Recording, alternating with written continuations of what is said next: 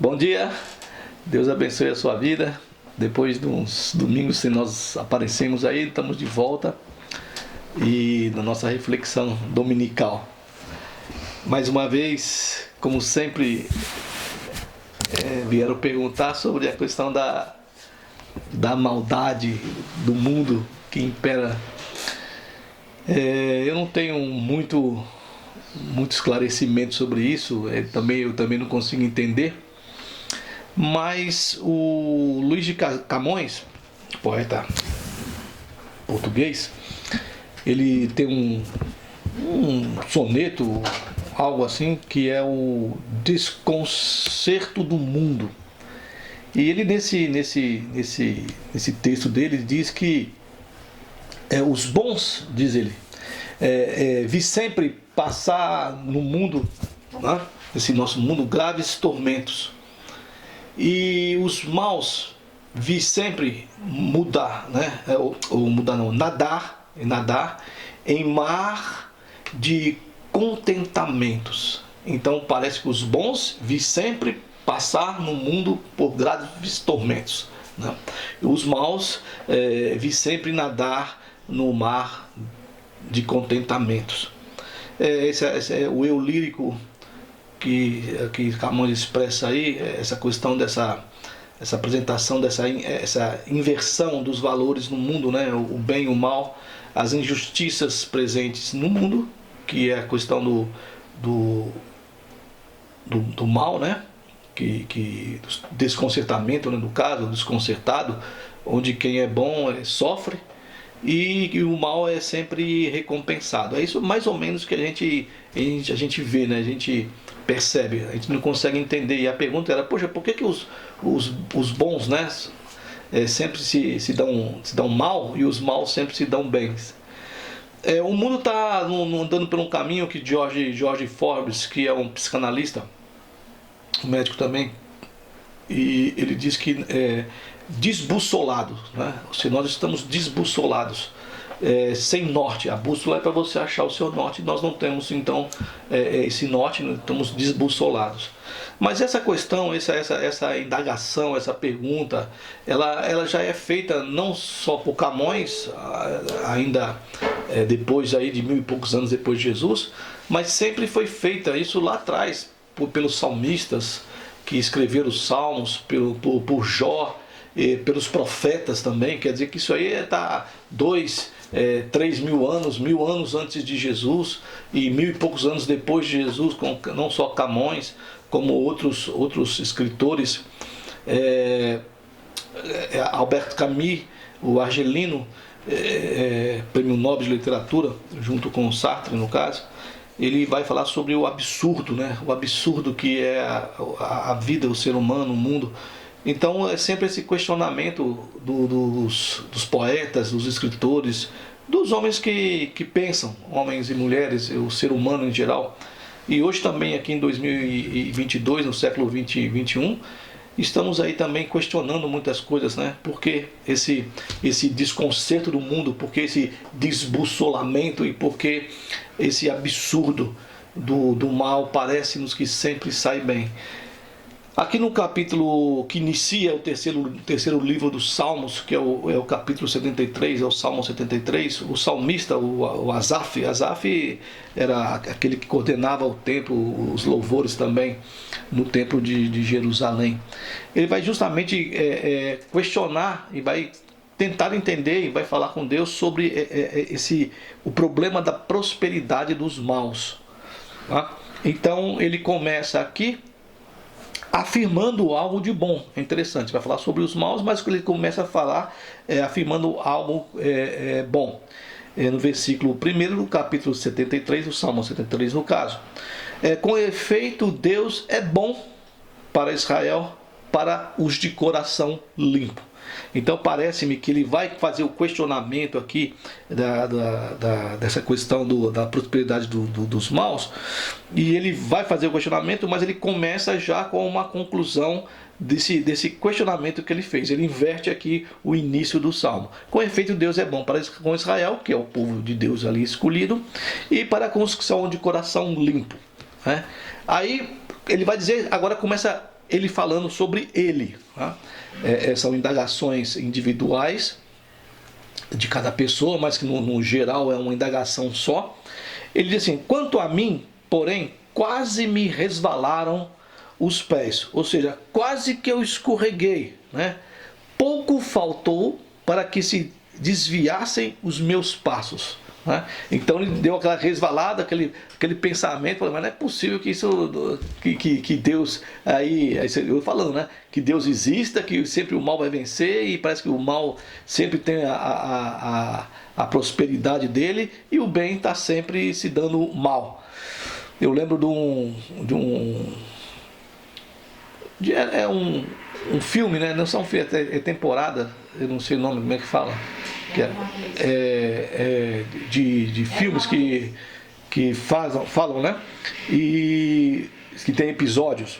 E eu estou dizendo sobre uma questão que era usada as fábulas, e fizeram filmes sobre isso para que trazer para a nossa realidade aqui de hoje, que chama-se Era Uma Vez.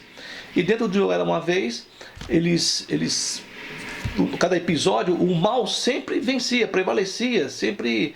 E eu não entendia porque, mas o bem não. Parecia que a pessoa que fazia o bem parecia meio retardada, não via as coisas acontecer, e o mal sempre esperto vencendo. E eu deixei de ver essa série, chama-se série, séries. E de várias temporadas eu deixei de ver porque estava me irritando já de tanta bobeira que o bem dava para o mal, e o mal sempre vencendo.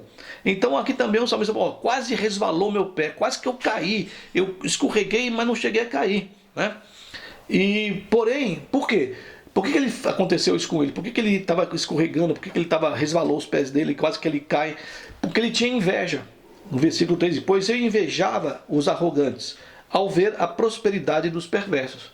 Né? Então ele estava com inveja da prosperidade do arrogante, do perverso, né? do mal tendo prosperidade, do mal sempre nadando, como diz lá o Camões, em mar de contentamentos, e ele ficou com inveja daquilo.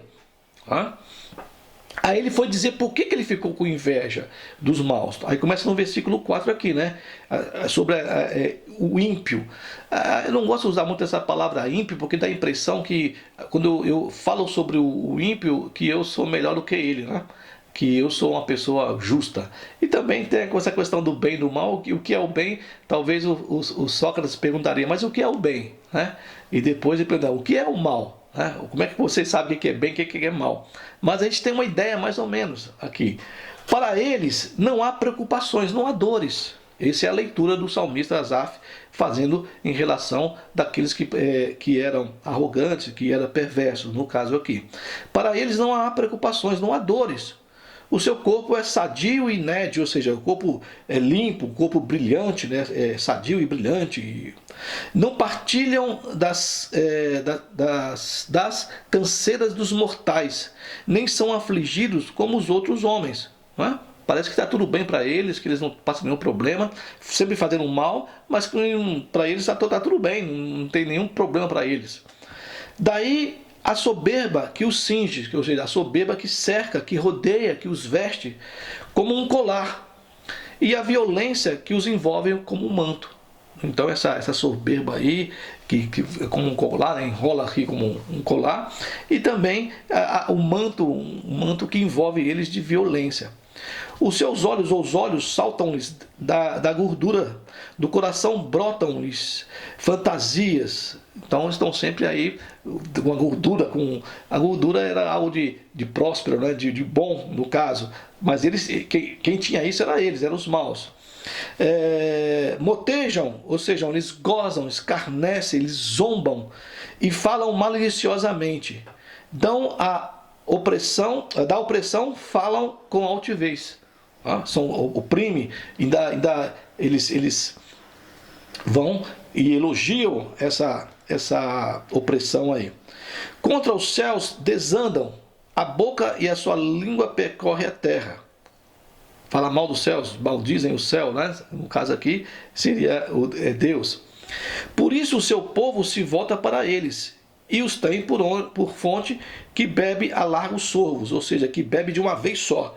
Tá bom? Então, mesmo o povo de Deus, aqui no caso, né, por isso o seu povo se volta para eles e os tem por fonte de que bebe a largos sorvos, o líquido que se bebe de uma vez só. Mesmo o povo de Deus é tentado a praticar os atos corruptos do ímpio, no versículo aqui em cima. Aqui, tá? Eles zombam de Deus e exercem domínio sobre os homens. E o povo, quando vê isso também, vai seguindo o que eles estão fazendo ali. Depois, eles vão dizer assim, ó, como sabe Deus? Acaso há conhecimento no Altíssimo? Né? Eis que são estes os ímpios e sempre tranquilos aumentam sua riqueza.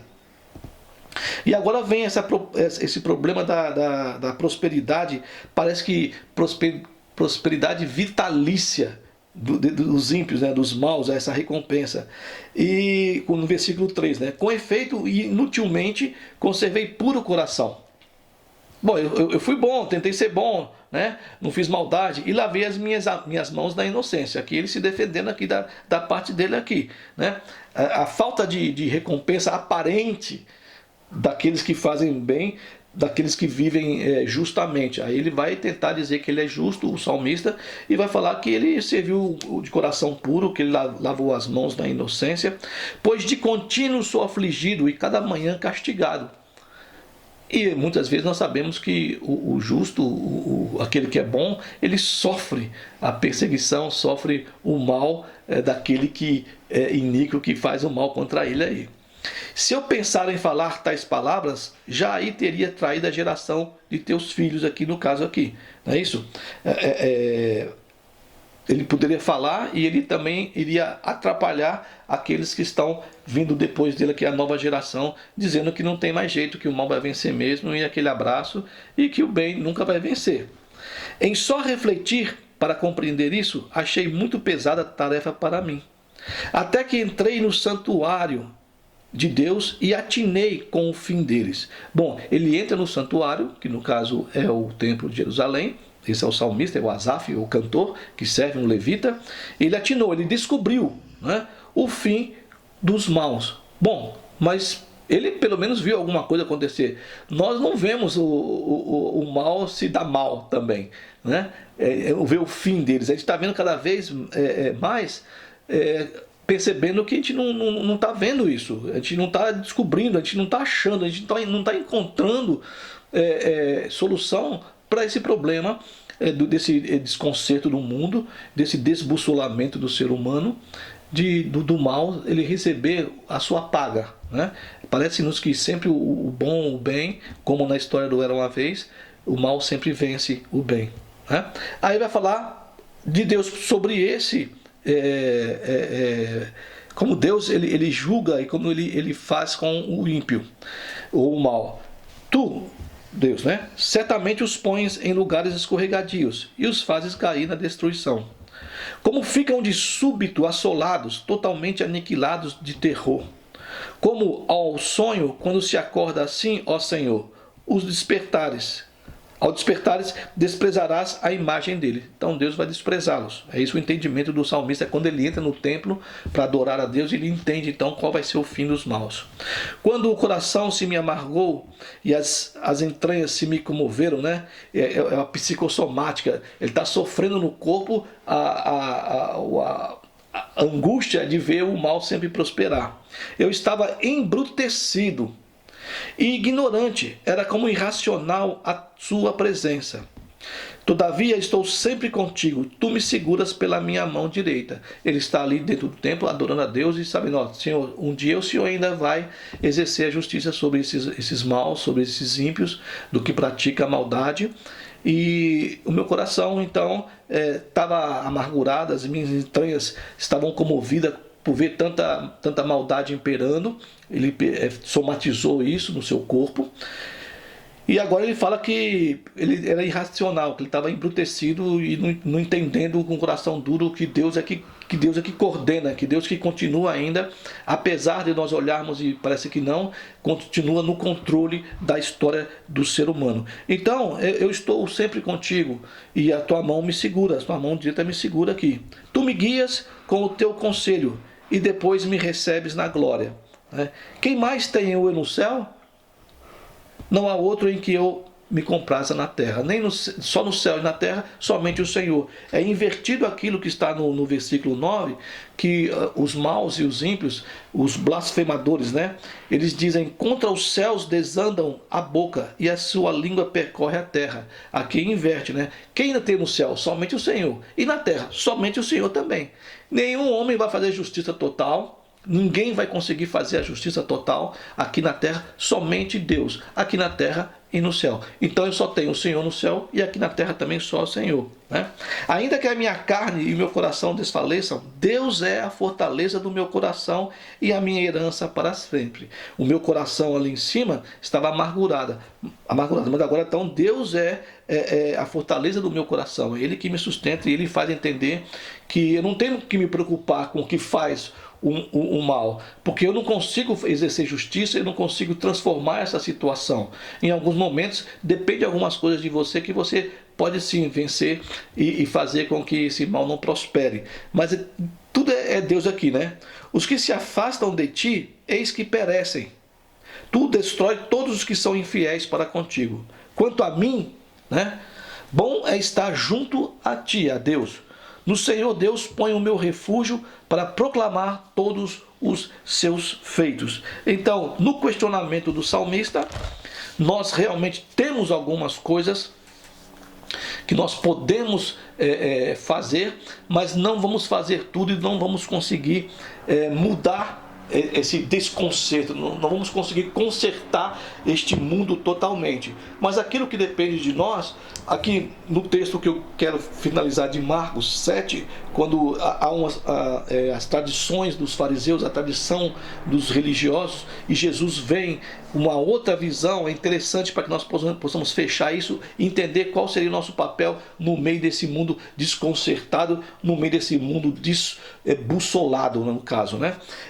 Eles vão dizer para Jesus que os discípulos de Jesus não lavam as mãos, que era um ritual religioso dos judeus, tinha que lavar muito bem as mãos para poder comer, e Jesus então vai dizer para eles o seguinte, olha, o mal não é o que entra pela boca, mas o que sai. Aí no final aqui ele vai explicar para os seus discípulos, no capítulo 7 de Marcos, no versículo 20 em diante, ele diz assim para os seus discípulos, para ensinar a parábola que ele tinha dito agora há pouco, que o que entra que faz não é o que entra que faz mal, mas é o que sai de dentro de nós. E dizia Jesus aos discípulos, o que sai do homem, isso é o que contamina. Porque de dentro do coração dos homens é que procedem os maus desígnios, os maus pensamentos, os maus modelos, a prostituição, os furtos, os homicídios, os adultérios, a avareza, as malícias, o dolo, a lascívia, a inveja, a blasfêmia, a soberba, a loucura. Lembram que o salmista começou dizendo que ele invejava lá os maus, né? Ora, todos esses males vêm de dentro e contaminam o homem. Então aquilo que vem do coração, aquilo que nós podemos fazer para sermos agentes catalisadores de um bem que vença a todo esse mal, a toda essa maldade, esse desconcerto do mundo, depende de nós. Em muitos momentos aí, em alguma situação que nós possamos fazer isso que Jesus faz. Não o que entra, mas o que sai. E o que sai de nós não pode ser esses que foram elencados por Jesus. E nem aquilo que o salmista dizia do coração dele, né? Que estava estranhado o coração dele. Mas aquilo que é de bom, que possa sair do nosso coração para que possamos contaminar outras pessoas. Como fez Jesus. Ele vem com um discurso totalmente diferente dos discursos dos religiosos, dos fariseus, dos saduceus e da lei também. E ele vem com uma palavra de diferenciação, de consolo. Né? Ele não vem desbussolar-nos, ele vem nos dar direção, nos dar o norte, nos dar uma bússola daquilo que ele falou, para que nós possamos seguir. Bom, então com o que sai, e que não seja esse mal que sai de nós, né? Mas que saia coisas boas, que possamos reverter a situação desse mundo aí desconcertado, desse mundo desbussolado, e que o mal não venha agora mais nadar, que ele possa afogar nas águas, e que todo esse pensamento nosso, desejo nosso de melhora para o nosso país, para o nosso mundo, para as pessoas possam aparecer e que a bondade possa vir a passar a nadar nesse mar de contentamento também. Que você seja um canal de bênção, um canal de bondade, um canal de bem para as outras pessoas e para o mundo também. Bom, nunca vamos vencer nós mesmos, mas com Cristo, com Deus, a gente consegue caminhar aí e sendo, né, um pouquinho de sal aqui, um pouquinho de sal ali e mudarmos as situações do mundo. Um grande abraço, um bom domingo, um bom final de semana para você.